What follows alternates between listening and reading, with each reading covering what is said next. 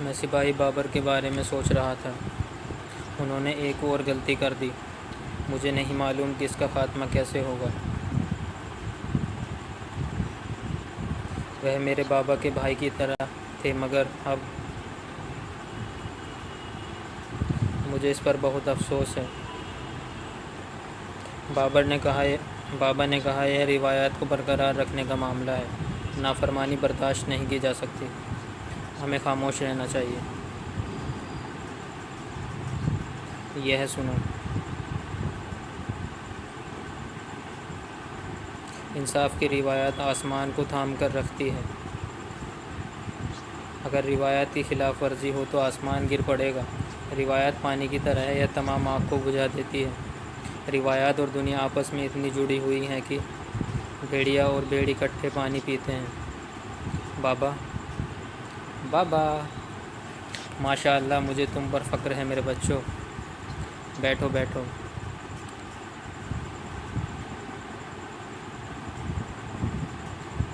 یہ ہمارے باپ دادا کی نصیحت ہے۔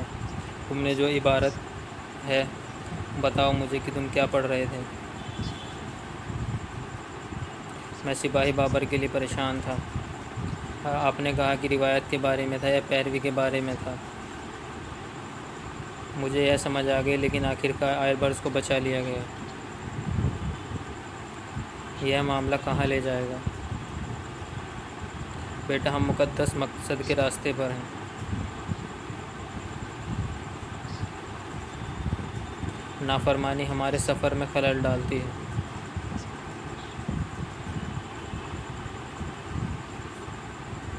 چلو میں تمہیں سمجھانے کے لیے ایک مثال دیتا ہوں۔ ایک دفعہ ایک بڑا خان جو بہت سال پہلے اپنے آبائی وطن میں رہتا تھا، خان کا ایک بڑا مبارک مقصد تھا۔ وہ مقصد مقدس روایت کو پوری دنیا میں برقرار رکھنے کو یقینی بنانا تھا۔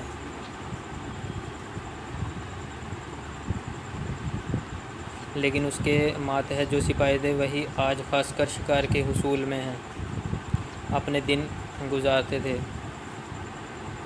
خان نے فیصلہ کیا اگر وہ اپنا مقدس مقصد حاصل کرنا چاہتا ہے تو پہلے اسے انہیں لوہے کی طرح مضبوط ارادے کے ساتھ بنانا ہوگا۔ ایک دن اس نے اپنے سارے سپاہیوں کو اکٹھا کیا۔ اس نے انہیں اپنے گھوڑوں کے سامنے کھڑا کیا اور پھر انہیں اپنی طرف موڑا۔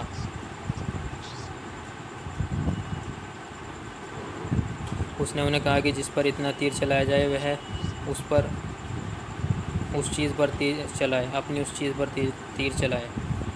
خان نے پھر اپنے گھوڑوں کو تیر مار دیا۔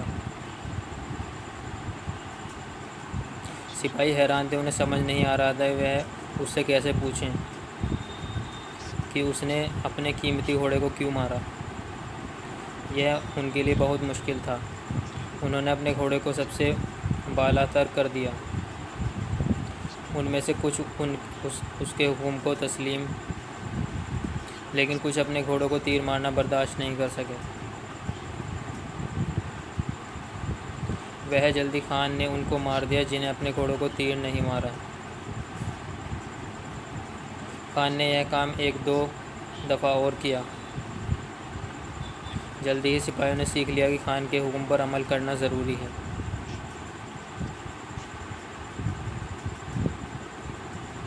خان نے اپنی جس چیز پر تیر چلایا، انہوں نے بنا جھجک اس پر تیر چلایا۔ اس کی فوج لوہے اور نہ ٹوٹ سکنے والی وفاداری کے ارادے سے بنی تھی۔ عظیم خان نے بہت سی زمینیں جیتی۔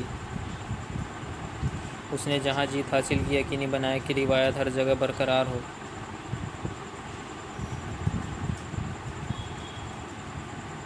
کیا خان نے اپنے سپاہیوں کو ان کے گھروں پر تیر چلانے کا حکم دیا؟ کیا وہ اس کے حکم کو مانے بابا؟ صرف ایک مقصد کے لیے نہیں بیٹا۔ جیسا کہ میں نے کہا، ان کے گھوڑے ان کے سپاہیوں کو سب سے بڑا خزانے تھے۔